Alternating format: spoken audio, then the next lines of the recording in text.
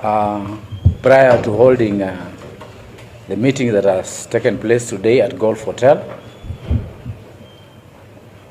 last night I consulted the Azimio leader, Raila Odinga, who was in Mombasa,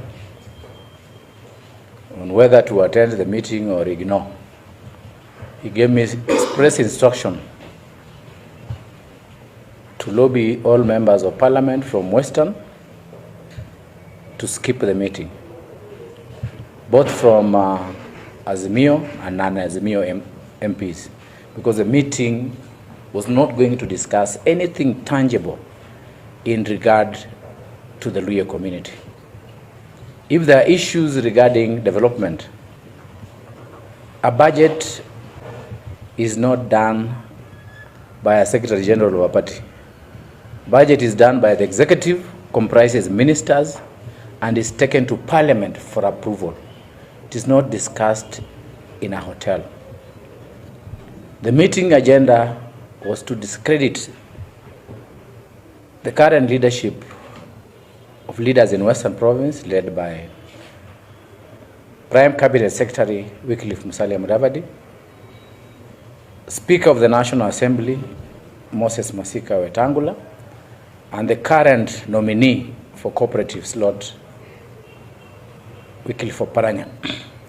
Those are our current leaders in government. We are standing by those leaders, and it has been displayed today. NATEMBEYA has no political spine whatever.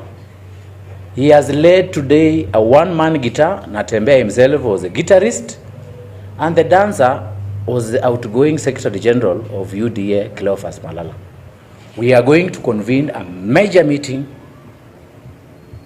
co-chaired by Musalia and Wetangula and all the MPs from Western Province to discuss the political agenda of this community in view of the broad-based government that has been placed in place by William Ruto and Raila Odinga.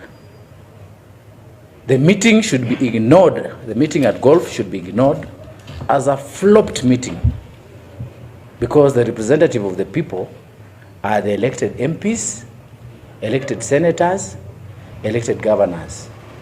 A meeting convened by one governor and a Secretary General cannot address the issues bedeviling the Luhya community. We'll count it as an non-starter, and we'll treat them as political outcasts who are being used by external forces, including the Deputy President of this country, GACHAGUA, to undermine the leadership of Western Kenya. We'll stand united behind Musalia, Wetangula, Oparanya, and the rest of the leadership within the community to discuss our affairs. And we want to tell NATEMBEYA, stop being a political stooge of enemies of the Luhya community. You started well, but you will end badly. I've been elected 3 times, 10 years a member of parliament, and the thirdly I was elected as the deputy governor of Kakamega. I was gunning for governorship, but I was removed from the race by Uhuru and Raila Odinga. But I said, nevertheless, I'll continue leading the Luhya community. So the meeting will be held very soon.